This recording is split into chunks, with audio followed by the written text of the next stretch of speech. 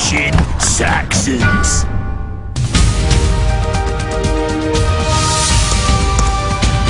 Hello and welcome to the news at When, the Saxon era, when Britain was being shaped by invaders from mainland Europe. To find out more, we go over now to Bob Hale with the Anglo-Saxon report. Bob.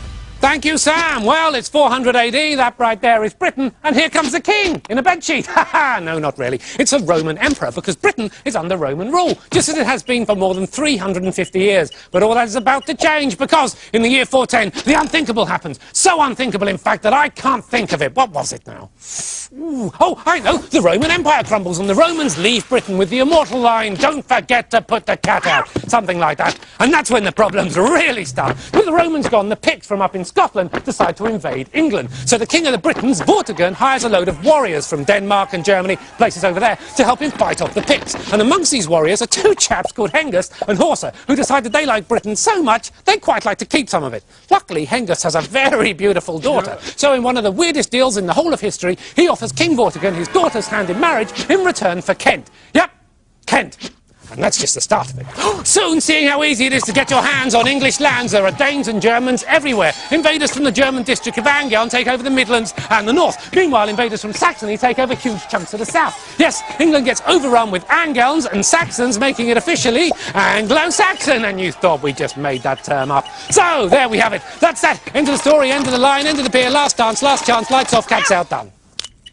But not for long. Under Anglo-Saxon rule, Britain changes shape entirely, although obviously not around the edges. Inside, though, it's all changes. The Anglo-Saxon invaders shape their newly won lands into 7 major kingdoms, called Wessex and Essex and Sussex and so on. But it's not all plain sailing for the Anglo-Saxons. Oh no, despite their best efforts, they can't conquer Scotland for toffee, which is a shame, as Scotland's got great toffee.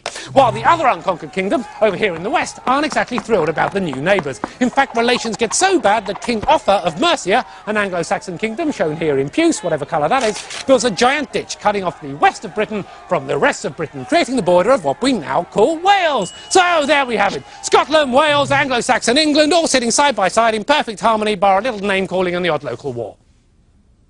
But not for long. Yes, it's 865 and lock up your monasteries because here come the Vikings. In no time they take over every major Anglo-Saxon kingdom except for this one, Wessex, home of Alfred the Great, who clearly has a high opinion of himself. And for good reason, because Alfie and his family actually managed to hold back the Vikings.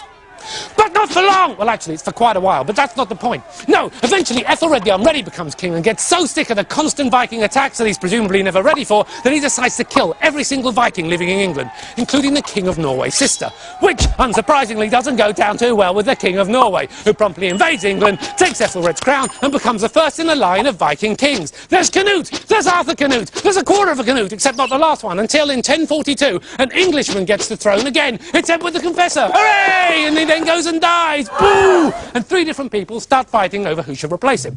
There's an Englishman, a Norman, and a Viking, which sounds like the start of a joke, but it really isn't. Especially for the Englishman, Harold Godwinson, who takes the crown and is immediately set upon by the other 2. And while he's busy fighting off the Viking one, up here, the Norman one, a certain William the Conqueror, attacks down there. Yes, it's 1066, the Battle of Hastings, which signals not only the end of Harold, but also the end of the Anglo-Saxon England altogether. The end of the pier show, the end of the line, the end of the road, the end of the world we know it. And unless I calm down seriously in the next few seconds, it might well be the end of dear old Bob. Oh, it's too late! Ah!